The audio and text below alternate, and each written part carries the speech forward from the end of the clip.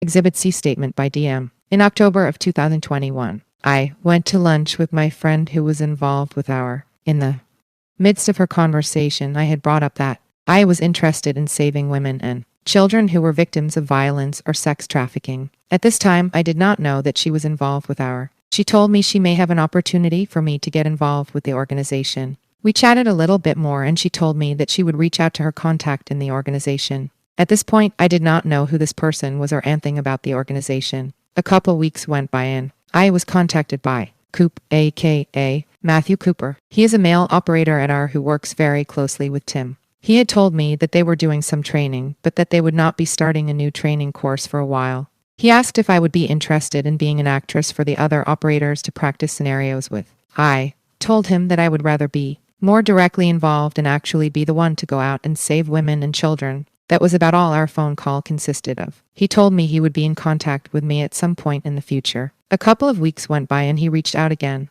He asked me if I would be willing to come up to the our gym and do a training session. I told him, yes, absolutely. On October 28, 2021, I went up to the our gym. 13,648 S200W Draper Utah 84,020. When I got to the gym, Coop aka Matthew Cooper was waiting for me inside. There were a few other women there as well and a girl named Redacted. We did some basic training exercises involving self-defense and then covered some awareness tactics. After a certain point, Tim arrived at the gym and I spoke with him one-on-one in a back room. When we spoke, he told me briefly about what the organization did and how I could potentially become involved. I expressed to him very clearly my interest in becoming an operator. He told me that it was a hard job and I would have to be willing to do a lot of really potentially dangerous things, that I would see a lot of dark things as well as be in some very seedy and gross places. He touched briefly on the couple's ruse as well and asked if that was something I would be able to do. I told him that I was an actress and that I thought I could be quite good at being an operator. I then went back out after speaking with him for a bit longer. I continued doing some training with Coop and the other two girls that were at the gym. Tim's son Blaine was also there doing some training with us. After the self-defense tactics, Tim said that he thought we should continue training in a different way later that evening, that we would now take it up a level. They wanted to essentially test how well we would respond to certain uncomfortable or intense situations. He told us about using an app called Signal to communicate and how we had to be very careful with text messages and that we could not talk to anyone about this stuff ever. I signed an NDA as asked and left it there at the gym. I never received any type of copy of this. We were told to meet later that night back at the gym. I believe it was around 1:30 p.m. that I arrived there. Coop, Redacted, Tim, and I were all supposed to go out as first team. First team meant that we would be the ones to go inside the strip clubs and try to gather information from people as a part of our training. There were two other men that I recall being there that night. They were on second team that night. Second team's job was to maintain communications and follow us around discreetly in a vehicle of their own. One of them was Tim's son, Blaine. The other was an older gentleman, I do not remember his name. Tim and Redacted were partners that night and met up at her apartment. They were supposed to take an Uber to meet us at the our gym after getting in character together. They missed their first Uber and we were waiting around for a while. I think we ended up having to just meet them at the first strip club. When at the clubs on our training OP, we were supposed to pretend like we did not know them. Second team was supposed to just follow us around and keep in contact via messages on the Signal app. We all had to constantly remain in character, even while interacting on the app. Tim and Redacted were partners for the couple's ruse training that night, and Coop, Redacted, and I were a throuple for the couple's ruse. While waiting to head out and start our training, at one point Tim's son came over to talk with us. He made a comment about how his dad had given him something to take, presumably some type of pill, but I'm unsure of what. He then said he felt high and was kind of laughing about it like it was no big deal. It really concerned me though. I didn't like that we were supposed to be pretending this was a real life scenario and that he would be out of it. If it was a real situation potentially out of the country where lives depended on it, then I would be so anxious and scared. I would never be able to trust someone not in their right state of mind. Not to mention it disturbed me and was inappropriate that his dad had given it to him. At some point, I don't remember exactly when, Tim told me that he would sometimes take something in order to deal with his stress and to help him get into character, as well as loosen up.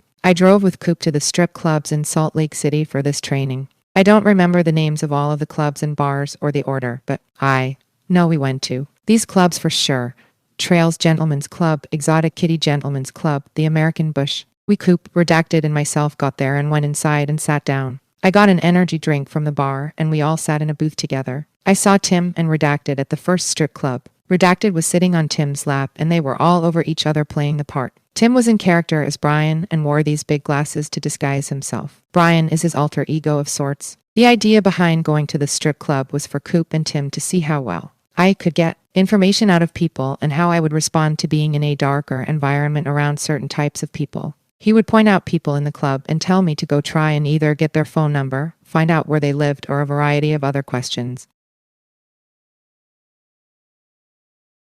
I don't remember how many strip clubs and bars we went to exactly, but I think we went to 3 strip clubs as well as a regular bar at the beginning and then another bar at the end. No alcohol was consumed by anyone that I saw in my throuple. While at these clubs and bars, Coop, Redacted, and I would hold hands, sit next to each other, and just generally pretend to be a couple. Nothing overtly inappropriate ever happened while I was training with Coop. I felt like he was in character while still keeping things professional for the most part. If that had been what Tim had wanted for the couple's ruse, it wouldn't have bothered me as much. His version was not that, unfortunately. During all of this, I occasionally saw Tim and Redacted. They acted out the couple's ruse as well, just more extreme lap sitting, going into private rooms in the back, etc., dances, etc.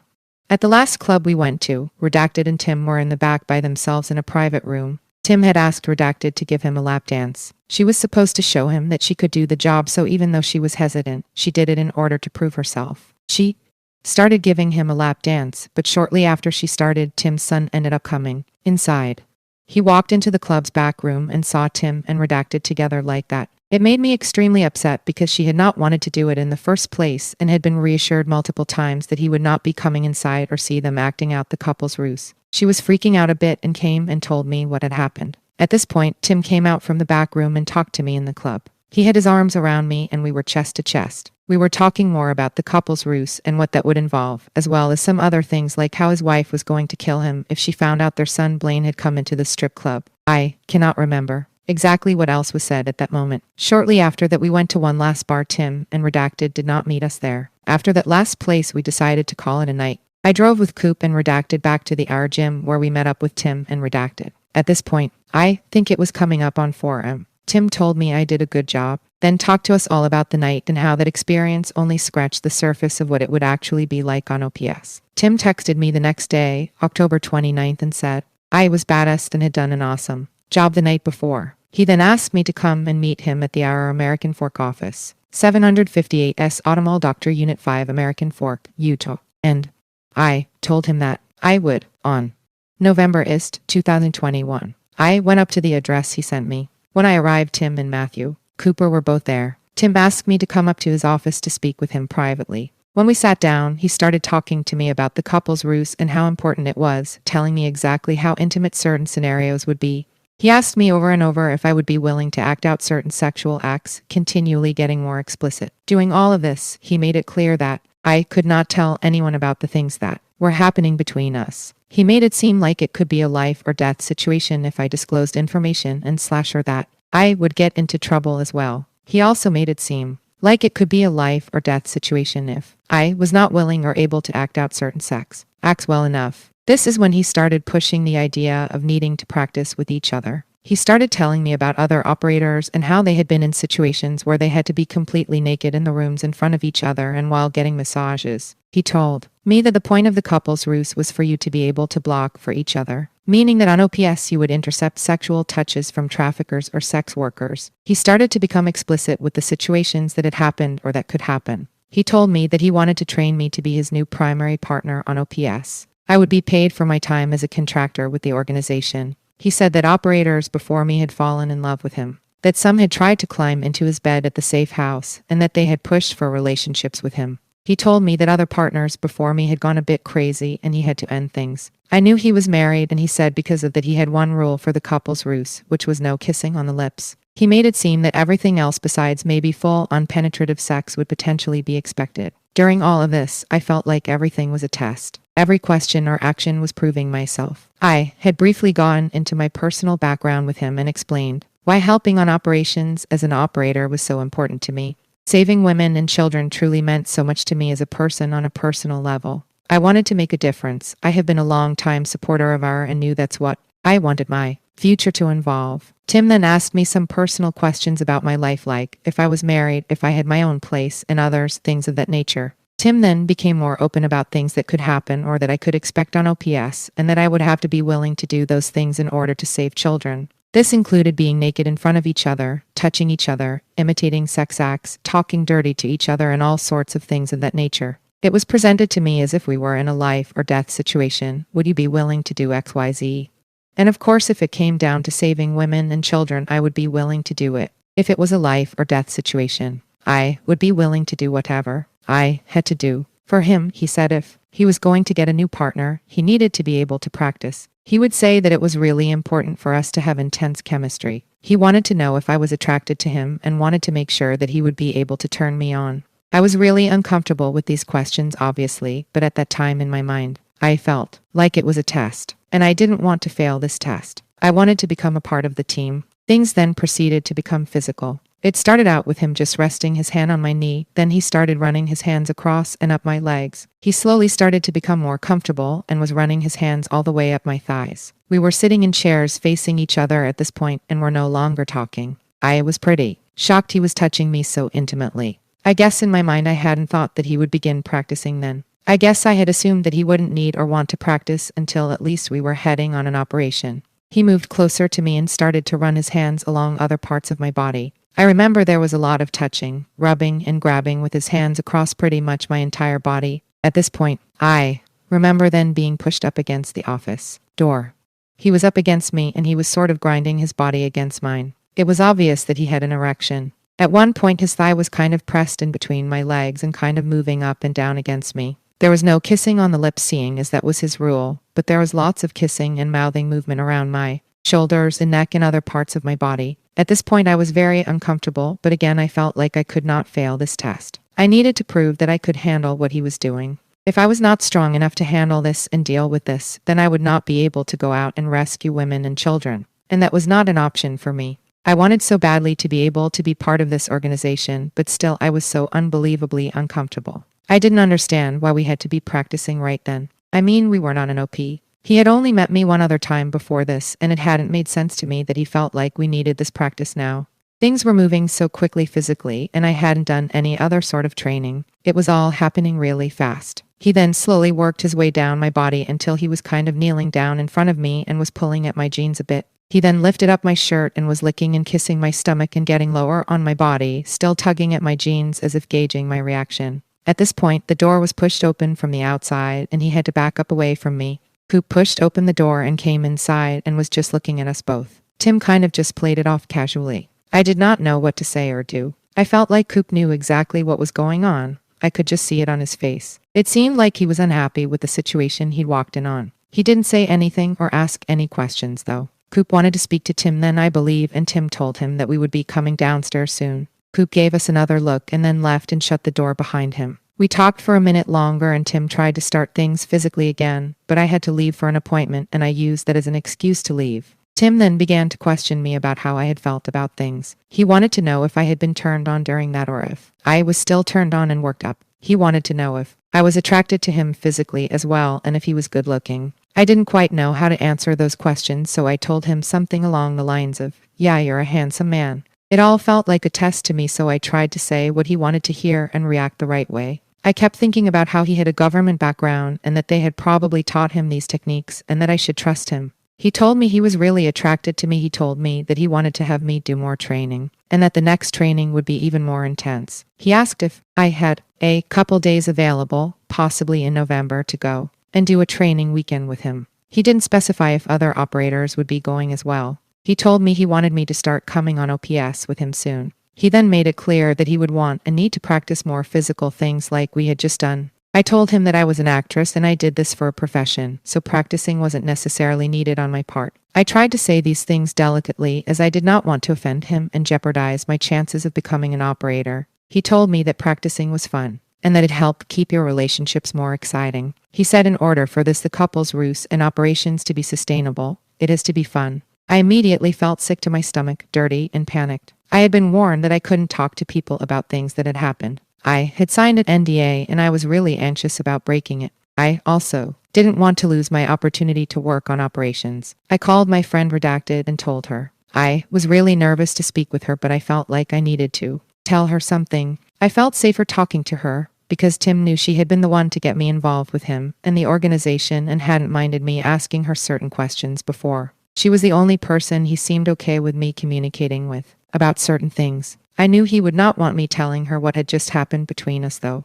It was supposed to be too secret between us, Tim and myself. I told her I was scared to talk about it over the phone, and she told me that I could come and stop by her house later that evening. Over the phone, though, I did very briefly tell her a few things that had happened in the office with Tim. She seemed pretty shocked and did not think that what had happened was normal or good, but I did not tell her a whole lot because I was really worried at the idea of getting in trouble or messing anything up. She reassured me that it was okay to stand firm about not wanting to perform any more sexual acts with him, even for the sake of practicing for an OP.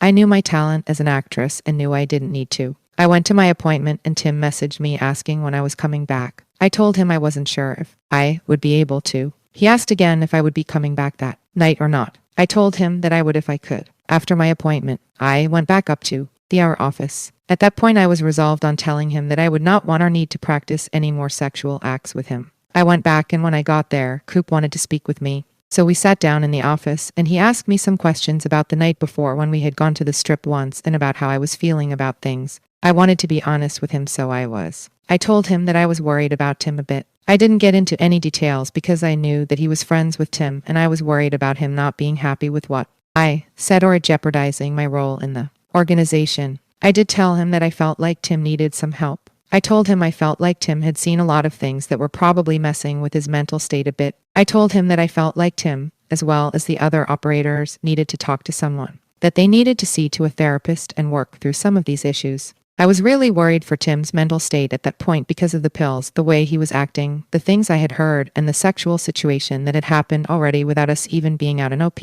Coop did not necessarily disagree with me, but he also didn't agree with me. I then met with Tim again privately, and he started with wanting to practice some more, and saying basically that in the near future we needed to keep practicing consistently in order to be a secure team together. I didn't want to make him too upset or offend him, but at this point, I just genuinely wanted him to seek some help for his mental health's sake. I told him that I was worried about the things he had seen as an operator and hoped he had someone to talk to. I told him that I was worried that OPS and the things he had been exposed to were negatively impacting his mental health. I told him that for the sake of his wife, Catherine, that I didn't think it was right to practice like that. I told him that us practicing sexual acts was not necessary. I reiterated that as an actress, it was not needed, that I can turn it off and on as needed for the sake of the situation we were in at any given moment. That's what an actress does with all emotions or actions in scenes. He asked at some point something about if I had my own apartment and that going there would be an easier place to get more comfortable with each other. I don't remember at what point in these conversations that was. At the time, since I was going through a divorce, I was living with my family and did not have my own place, which I let him know. I don't remember exactly all the things we continued to talk about, but I think it was pretty much the same as earlier. We then were done. I don't remember the exact timing here, but at some point Coop talked to Tim and Coop told him what I had said about him potentially seeing a therapist or seeking mental health. Tim then confronted me and said, "Oh, I heard you think I'm crazy. I heard you told Coop that I am losing my mind, that I am completely crazy," something along those lines. I told him no, I didn't say I think you are crazy. I just think that seeking therapy for some of the things you have seen should be a priority for not only you, but your entire team. I then threw out some ideas about how to better protect people on OPS. I found out that no one is allowed to carry any type of weapon on them and that no one has any tracking devices in their phone or on their persons. I told them my opinion was that for the sake of the safety of their operators, especially the female ones that could potentially then be trafficked, that it was important for them to seek some better safety methods. Up until this point in my conversations with Tim, I had not even really been spoken to much about safety tactics on OPS. Really, almost all of what Tim spoke to me about the whole time I was there was the couple's ruse, sexual acts, and all the things I would need to be prepared and willing to do with him. As I was getting ready to leave, they made it seem like they would be in contact in the next couple of days to continue training. I told him that I would be going out of town, but that we could plan something after that. I was prepared to keep working with him and be his new partner on OPS if he would stop pushing the sexual practicing aspect and get some professional help. I still wanted this working relationship to work out so that I could make a difference in this world by saving kids. I then left and called and asked Redacted if I could stop by her house and speak with her. When I stopped by her house, I told her all the things that had happened and asked her to please not tell anyone that I had told her. I was and still am very much nervous. She reassured me that the things that had happened she did not think were okay and that I needed to stand my ground with him about no longer practicing the couple's ruse unless we were actively on an OP and it was necessary. I then left her house and went home. I reached out to Tim about when we would be able to meet up next when I was back in town. I was then invited to go to the Hour Gala, and I told him that I would not be able to go. The last I heard from Tim and Coop was on November 11th, 2021. Tim told me he had talked to his family and team and would no longer be going on OPS. This is something he said to the other women as well after they stood up to him in some way or another. When he realized he couldn't control or manipulate me any further sexually, he no longer wanted me as his partner. Coop called me and told me he would be back in the country soon and would keep training me. A couple weeks went by and I still hadn't heard from them about coming back to do more training and go on an OP like planned. I reached out a few times to just Coop and finally he called my back. He made excuses for why he hadn't started my training again, but promised he would reach out in a few weeks. He never did. I tried to reach out once more and got no reply. At this point I realized they had both shut me out. I can't even tell you how disappointed I was. I wanted to make a difference so bad. I had put so much hope into this new future. I had anticipated being paid for this new venture, but more than that I would have been able to impact a positive change. To have that taken away because I didn't want to practice sexual things and keep being physical with Tim. Hurt. Exhibit D, Statement of MK. I've known Tim for a few years working as a makeup artist on multiple production sets. It took a different turn 1 year ago while we were on set for Hour, when I was asked to potentially go on a mission with OUR. Tim was very persistent in having me on his team, and I was excited to learn more about what a mission entailed. I asked if it was a paid job, and he said I would be compensated and paid to go. After giving him my number and exchanging multiple text messages, I decided to meet with him, and he took me into a private room where the door was locked behind me. It was a bit sketchy, but I went along with it because it seemed like an interview at first. Then he sat down across from me and said I needed to prove that we had a strong enough connection in order to be believable and potentially hired as his girlfriend for the mission coming up, which would be about 2 months later, so I wasn't sure what to do. He stared at me and said you can't touch me but need to show me what Vu can do to basically turn me on enough that he would want to have sex with me. Then we were interrupted and his bodyguard said he had to leave. Tim and I got close in proximity a few times, but I felt very confused about what the meeting was about or what exactly he needed to do. He was evasive with explaining and wanted me to do the work and come up with the ideas in the room to connect with him. After about 45 minutes in his office and talking about everything in detail, he made me feel like I passed the test, but I didn't know what it meant going forward. I wanted to support the cause, so I signed an NDA before entering the private room, and there was a lot of talk and anticipation about different scenarios that could potentially happen if I was on a mission with him. I left and waited to hear from him again. In his text messages to me, he was persistent and aggressive and very forward with me being involved. He wanted me on board and to say yes to being okay with the following scenarios, including 1. If we were in a hot tub together, he would have to touch me under the water so they would believe we were into each other, which meant under my swimsuit. 2. Potentially we would have to shower together. 3. I would have to have an orgasm if needed for them to hear it or fake it. 4. I would have to turn him on enough that he'd want to have sex with me when we got back to the hotel. 5.